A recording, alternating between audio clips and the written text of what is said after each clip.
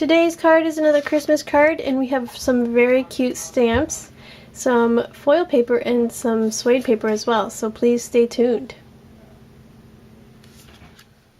Today I'll be working with the Janie's Christmas Kids stamp set, and this is quite a large stamp set, and there's a lot of different focals you can use, as well as different gradings. This is the Iris suede paper. It's a really deep royal blue. And this is the Christmas Corners foil paper, which to me is more of a cardstock. It's more of a thick, shiny cardstock, and it is metallic, and it has some printed designs in each of the two corners here. So with that, let's get started. Since this is a brand new stamp set, sometimes you'll find on the surface of the stamp it will be quite glossy and the ink will bubble up on it. It will bead up and it will create a splotchy image on your paper.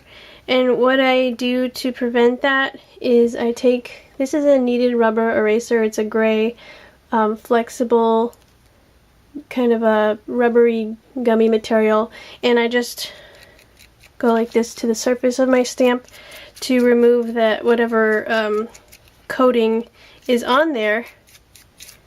Alternatively, you can use a very fine sandpaper or sanding block on the surface of your stamps. If you don't like the idea of sanding your stamped images, you can use the eraser method, which works well enough for me. So you can kind of see how the image has that frosted look to it. Now that I've gotten that surface nice and rubbed off. Okay, so now I'm going to come in with my Memento ink pad. This is a dye-based ink, which is recommended for use when using alcohol markers to color in your stamped images so that your image does not bleed into the colored marker. Okay, so just inking this up evenly, and it looks like my ink is not beading up on the surface, which is great. And if I'm doing a colored image, I like to do several images just in case my first one doesn't turn out perfect, or if I want to change the color of something, I'll just move on to the next stamped image and move on. So I recommend doing at least 2 or 3 images, and if you're doing multiple cards, then even more than that. So, and the dye ink dries very quickly, so you won't have to worry about waiting around before you color these images in. I'm just trying to apply even pressure along the whole stamp, not just in one side or area, so that all the areas get touched to the paper. Now if you want to cut the stamp out in an even rectangle, make sure you have enough space between stamped images to do that. I also forgot to mention that this kind of eraser called a kneaded eraser can, that's K-N-E-A-D-E-D, can be found at office supply stores or art supply stores. It's pretty simple to find. And then also, one great thing about using dye-based ink is that it's super easy to clean, as opposed to something like StazOn or Surfaces ink that you need a special cleaner for. This one I just stamped off onto a damp paper towel, and it's pretty much completely clean. You can just clean it off with water since the dye ink is water-based. So just another tip. Alright, moving on. Alright, I'm going to start with the hair, and I'm using the Browns set of the Spectrum Noir pens. And I'm going to start by using EB8, which is the darkest. And I'm then going to use EB5, which is over here. Now, the colors printed on the card aren't actually too accurate, so you'll always want to test on a scrap piece of cardstock. I actually have this little card that I keep with all the colors that I've written on here. It's not super organized, but it works for me. So I'm going to start with EB8, and I'm going to color in parts of her hair with a fine tip.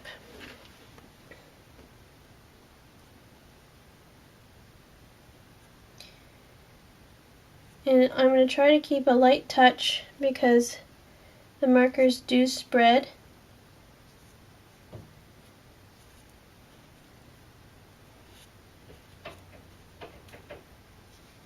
And I'm just going along the bottom of each section here. I'll just fill those in as well. Now I'm going in with EB5 and filling in the rest of the hair. And what you get with two colors is a more shaded look with the hair. So it looks a little more dimensional.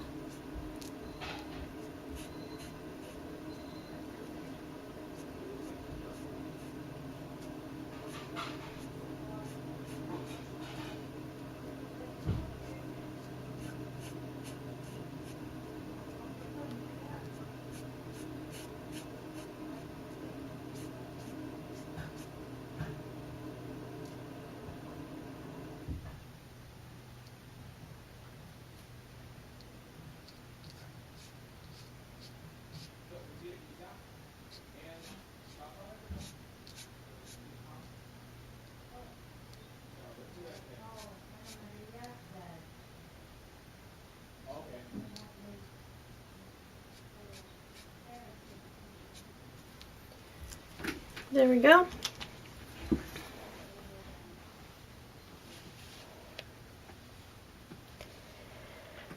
Now I'll just continue with the rest of the image and I'll be right back.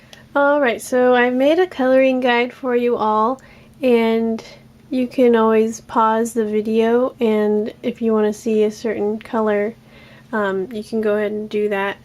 But in general, I've done pale hues, 3 different hues for the skin, and also for the inside of the dog's lamb costume, which is super cute. Then moving on to browns, I did this GB 8 and 10 for the dog. GB 10 is this staff here, and GB 8 is also for the boy's hair. Now EB 8 and 5 for this hair and for the chair legs. Then for greens, I did DG3 and CG2, and you can pretty much tell where I've used those, the shoes and the boy's robe and hat. Then moving on to the reds, I've done DR7 for the belt and collar of this costume, and then CR11 and CR10 for the inner part of this red, and DR5 is the girl's bow. Then moving on to blues, I've done TB3 and TB1 for the girl's costume here. Now, to make this nicely shaded area, I did TB3 first, just doing along the top and bottom here, and then I went all over everything with TB1 and kind of went over extra on the darker parts to make it more blended. And I left the actual lamb costume here white, as well as the socks. And I think it's okay to leave some parts white on a colored image. Don't usually do that, but I think for this it's appropriate. Next, I'm going to take my image, and I've already cut a simple rectangle around it, but I'm going to cut a small border about 1/8 of an inch on the outside edge, just using, these are my detail cutting scissors. They're about a 2-inch blade. You might have a smaller blade than that. Whatever you have is fine, whatever works for you. So I take my scissors and I just go about 1/8 of an inch to the outside of the image, trying to make smooth lines, smooth curves, not jagged curves, but mainly just following the image with my eyes and turning the cardstock, not so much the scissors, but the cardstock is what I'm moving at the moment. So it's a fine balance between moving the paper and closing the blades of the scissors to cut through and create these smooth curves, and try and make this border consistent in width. And you can also create a thinner, thicker, whatever size border you would like. But this seems to be a good size for me. And not too detailed to cut out.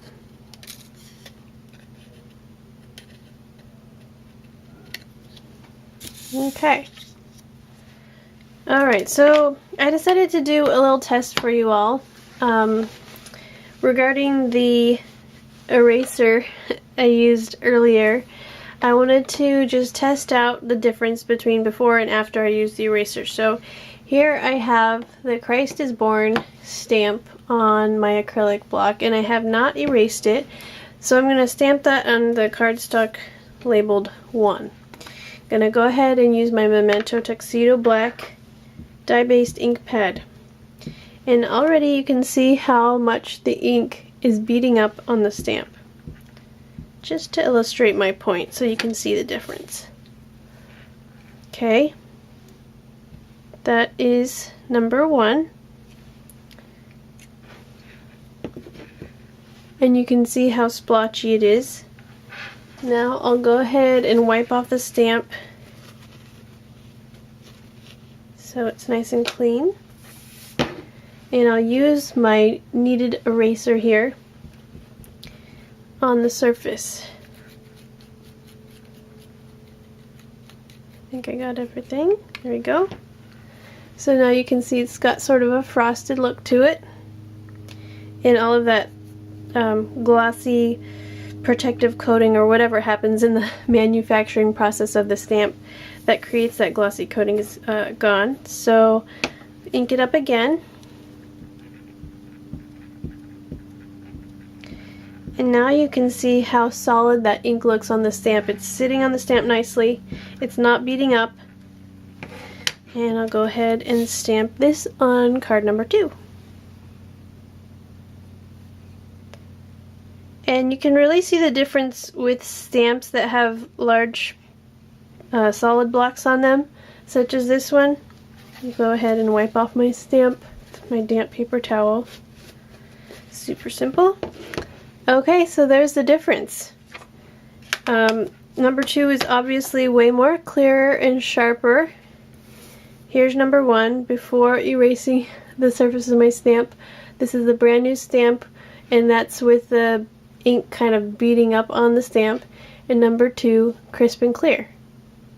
So I hope that illustrates for you better how prepping your brand new stamps really does help you stamp clear images.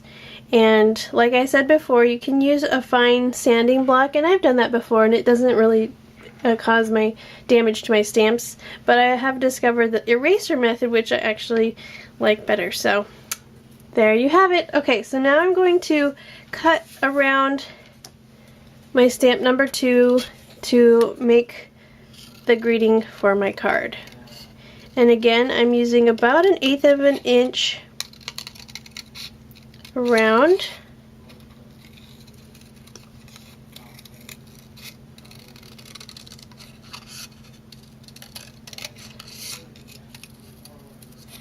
Okay. And there we go. Alright, so I've cut this piece out of the corner of my foil paper, and it's just smaller than my card, so I leave about 1/16 of an inch of a white border here. And I've also cut a 4 1/4 inch by 3 inch piece of the iris suede, and that's going to go there. And I placed foam tape on the back of both of these pieces, which will go about there. So I'm going to go ahead and glue everything down and be right back. So here everything's glued down, and I've just started to add some gold jewel dazzles, which look like this and can be found on paperwishes.com. They're really inexpensive, and they come with 540 stickers. So what I've done is, if you'll see these silver circles on the design, I've just placed the gold jewel dazzles onto the circles and used that as my guide. And the jewel dazzles also come with 3 different sizes. They've got the large, medium, and small. So you can use a variety of them. In the corners of this picture I've used the small. So I'll go ahead and finish with the dazzles, and then I'll be done. And here is my finished card. And as you can see, it's very reflective and shiny. The jewel dazzles do add that sparkly touch. There's Christ is born with the little kids in the manger scene. And there it is. So I hope you guys enjoyed this card. And if you're interested in making it, please stay tuned for today's bundle. In the bundle we have the iris suede paper. Now this is not like a purple iris. This is more of a royal blue. And then we have, of course, the 12 by 12 Christmas corners foil paper. And here's a close-up of those beautiful corner designs. And there's even a little bit of a design in the background as well. And finally we have the Janie's Christmas Kids stamp set. And just to give you a close-up of all of the stamps in this set, we've got some really cute focals here. We have Christ is born with the little nativity scene, Merry Christmas with a happy little girl, and then we have the snowman, Sled It Snow, Jingle Bells, cute little reindeer with a wreath around his neck. And then this one says many hugs and kisses and Merry Christmas wishes. Very cute. Bundle of mistletoe. And then Winter Joy. This is a little girl making snow angels in the snow. And this adorable little couple of kids there. So that's the Christmas Kids stamp set. And that completes today's bundle. Thank you so much for joining me. And join me again next week for another project.